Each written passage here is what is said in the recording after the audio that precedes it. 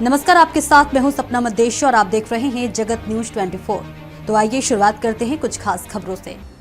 जूना बोरभाटा गांव के पास एक खेत में एक रिक्शा चालक की गला रेतकर हत्या की लाश मिलने से पूरे इलाके में दहशत फैल गई। पुलिस ने कुछ ही देर में मर्डर का मामला सुलझा लिया। मृतक की गर्लफ्रेंड और उसके मौजूदा लवर को गिरफ्तार किया। गुजरात भरूच अंकलेश्वर कांतिलाल और मुकेश मोभेरा, जो मूल रूप से राजकोट का रहने वाला है और अभी अंकलेश्वर के नवा बोरभाटा गांव में रहता है। अंकलेश्वर में रिक्शा चलाकर गुजारा करता था। उसकी पत्नी भारतीबेन ज्योति टॉकीज के पास फूल और केले की लॉरी चलाते हैं। कल सुबह कांतिलाल हमेशा की तरह अपनी पत्नी और बच्चों को लॉरी पर छोड़कर रिक्शा लेकर चला गया, लेकिन दोपहर 12 बजे के बाद उसका मोबाइल फोन बंद हो गया। जब घर वालों ने ढूंढना शुरू किया तो शाम को उसकी लाश पुराने बोरभाटा रोड के पास बुलेट ट्रेन ब्रिज के पास एक खेत में मिली। मृतक की सफेद शर्ट खून से सनी हुई थी और गर्दन पर धारदार हथियार के गहरे घाव देखे गए। उसका रिक्शा भी घटनास्थल से थोड़ी दूर पर लावारिस हालत में मिला। मृतक की पत्नी भारतीबेन ने पुलिस को बताया कि उसके पति का पिछले 8 साल से तलवाड़ इलाके में रहने वाले उसके चचेरे भाई के बेटे की विधवा पत्नी ज्योति राठौड़ के साथ अफेयर चल रहा था। इसे लेकर पहले भी परिवार के लोगों में बड़ा झगड़ा हुआ था। पुलिस ने इस दिशा में जांच शुरू की। जांच के दौरान पता चला कि ज्योति राठौड़ और उसके मौजूदा प्रेमी और पिरामंड गांव में रहने वाले संजय वसावा ने कांतिलाल की हत्या की साजिश रची थी। अंकलेश्वर ए डिवीजन पुलिस ने तेजी से कार्रवाई करते हुए दोनों आरोपियों को गिरफ्तार कर लिया। फिलहाल पुलिस ने दोनों आरोपियों से आगे की पूछताछ शुरू कर दी है और हत्या में इस्तेमाल हथियार समेत सबूत इकट्ठा करने की कार्रवाई की गई।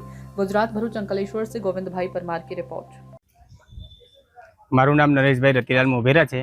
हूँ मरनार व्यक्तिनो मोटो भाई बोलूँ छूँ, जेमनुं नाम कांतिलाल रतिलालभाई मोभेरा है। अने ए बपोरना अंतरगाळानी अंदर कोई एने अननोन नंबर फोन नंबर आव्यो अने के तू अहींया आव, ए रीते करीने ए मारो भाई बपोरे एक थी 1.5 गाळामां थई गयो ए बाजू, बराबर है। पछी ए भाईए एवुं कीधुं के आपणे बंने आम करीए तेम करीए एम कहीने छे ने चप्पूना घाथी एने मारी नाखेलो हतो बपोરના ગાળાની અંદરથી, બરાબર। અને પછી એ લોકો પોલીસ કસ્ટડીમાં એ લોકો છે અને હું પોલીસ પ્રશાસનથી ખુશ છું।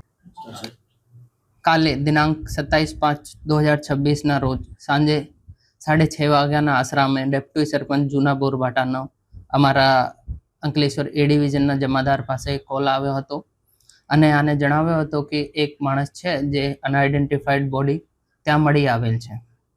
તો જમાદારે જ્યારે પીઆઈને જણાવ્યો અને પીઆઈ પોતાની ટીમ સાથે જૂના બોરભાટા ગામ જઈને આ બોડીની આઈડેન્ટિફિકેશન કરવા માટે તપાસ હાથ ધરી। તે પછી આની આઈડેન્ટિફિકેશન મુકેશ ઉર્ફે કાંતિલાલ સનોપ રતિલાલ મુજેરા, ઉંમર વર્ષ 41 તરીકે થઈ હતી। તે પછી આની વાઇફથી પૂછપરછ કરતા આની વાઇફને જણાવ્યું कि આનો જે અફેર છે આ એક જ્યોતિબેન સાથે છે જે વિડો છે અને આને શક છે कि આની જે મર્ડર થયો છે આમાં જ્યોતિબેનનો કોઈ રોલ છે। પછી જ્યોતિબેનને પૂછપરછ કરતા જ્યોતિબેન જણાવ્યું कि જ્યોતિબેનને સંજયભાઈના સાથે મળીને આ જે આપણે જે વિક્ટિમ છે મુકેશભાઈનો મર્ડર કરેલ છે। તો આમાં અમારે તપાસ અત્યારે ચાલી રહી છે। અમાरे द्वारा BNSS कलम 103(1) 54 तथा GP एक्ट 135 में गुनो दाखिल करेल है અને અત્યારે અમે આરોપી કાલ રાત્રે અમારે અટક કરવામાં આવ્યો હતો અને અત્યારે અમે 2 દિવસના રિમાન્ડ મળ્યા છે અને આની તપાસ ઉડાનપૂર્વક ચાલતી છે। જે કાંઈ નવી અપડેટ આવે તો તમે જણાવશો। આરોપીને મારવાનું કારણ શું હતું?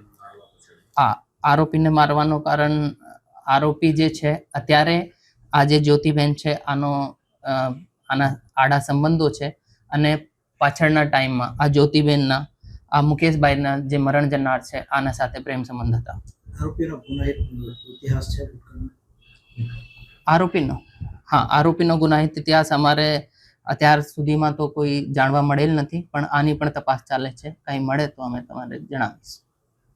ऐसे ही अपडेट्स के लिए देखते रहें जगत न्यूज 24 और हाँ, हमारे चैनल को लाइक, शेयर और सब्सक्राइब करना बिल्कुल ना भूलें।